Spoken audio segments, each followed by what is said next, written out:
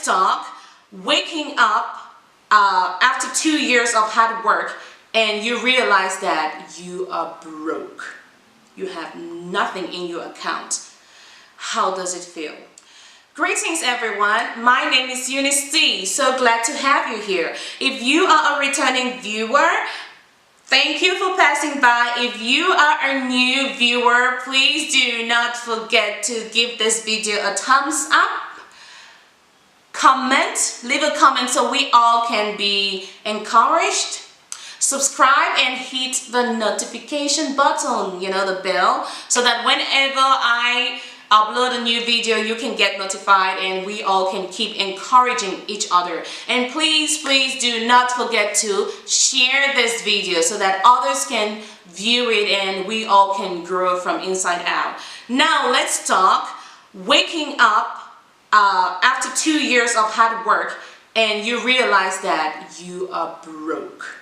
You have nothing in your account. How does it feel?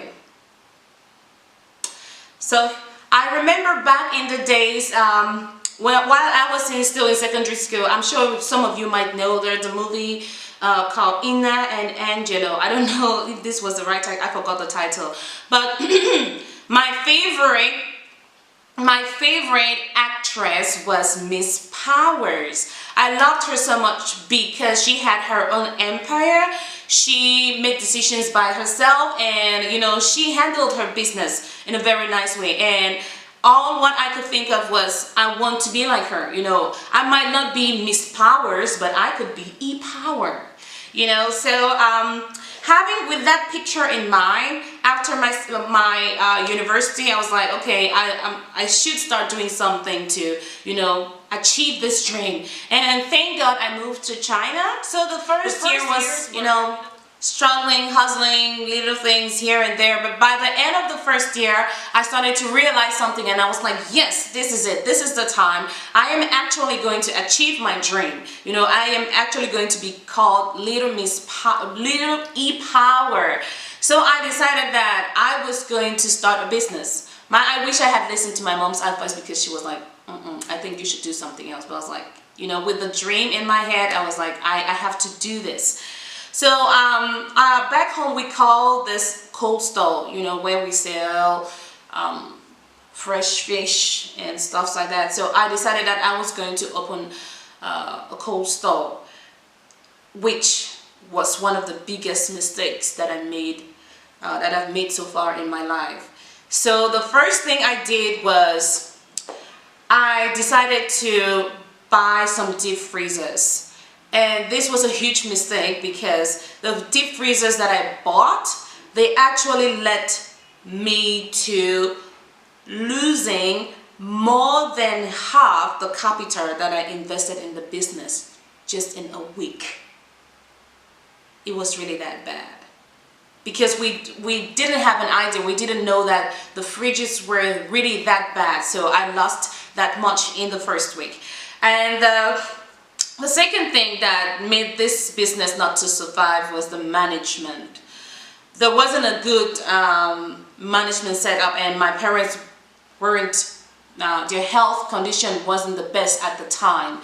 So these were the things, these were the two main factors that led to my business crunching. And thank God for my business background, because I remember one day I woke up and I told my dad that, you know what, Daddy, I've been putting money into this business, renting a place, buying all of these stuffs, and the management is not working as well. I think it's best to shut it down because I cannot have a business that I keep putting money into it without knowing what the business is bringing. If there is no profit, if there's nothing coming out, why should I keep putting in?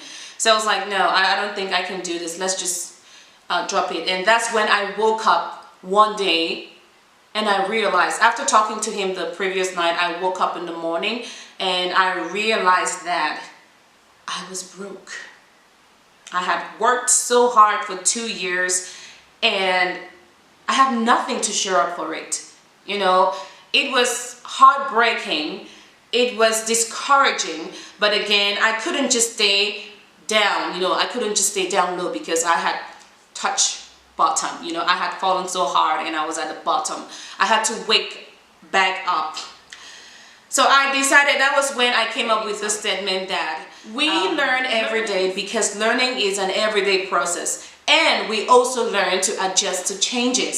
So I had realized that there was a mistake and everything going on. I had to adjust to the new situation. You know, I couldn't just stay down there and keep crying and all that. I had to wake up again. So what I did was I took a step back and I looked at the whole situation.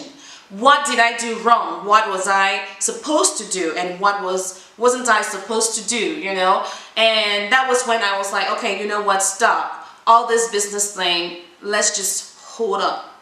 I am going to try to put myself together, you know, like get myself together. And I remember I didn't do anything concerning business for about 2 years because I wanted to, you know, grow myself up. And thank God I did realize something as well. So here, these are the things, these are some of the advice or some of the rules you should, some of the things you should look at if you have to start a business.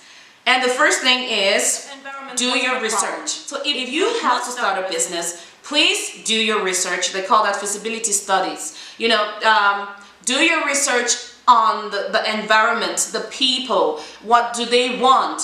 Is this a good environment? Is it a good environment to actually set up your business? That's the first thing.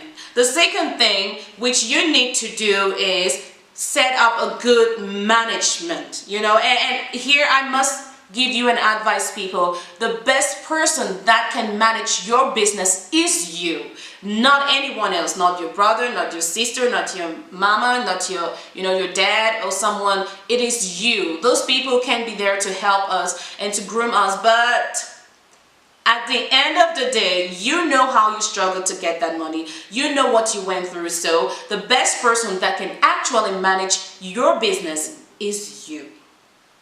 The third point which I am going to give is, I know this will be strange, but when it comes to getting equipment or materials for your business, deal with people that you don't know. People that, you know, they can be trusted as well, but not people that you're familiar with. Because when things go wrong, you can talk to them, you can express yourself to them. But if you're dealing with someone who is really familiar, you know, that you're really familiar with, the person, you'll be like, you know, it was, you know, and stuff like that, they don't help our business to grow. That's my opinion, but I think when it comes to things like this, most of the times, deal with people that you don't know.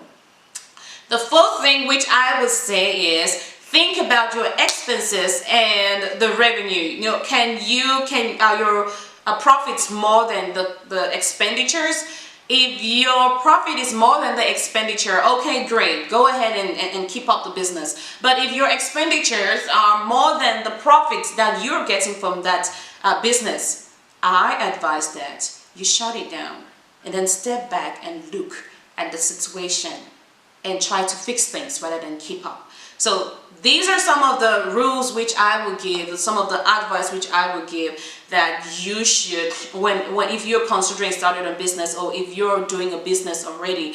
And what I want you to take home from, another thing that I want you to take home from this video is, whenever you touch bottom, you can always wake up. Remember, every day we learn, because learning is an everyday process. We also learn to adjust to situations, to changes. So the fact that you are at bottom today doesn't mean you will never wake up. If I did, I think you too can do it. Love you so much, and like always, this video is all about getting inspired. I hope that you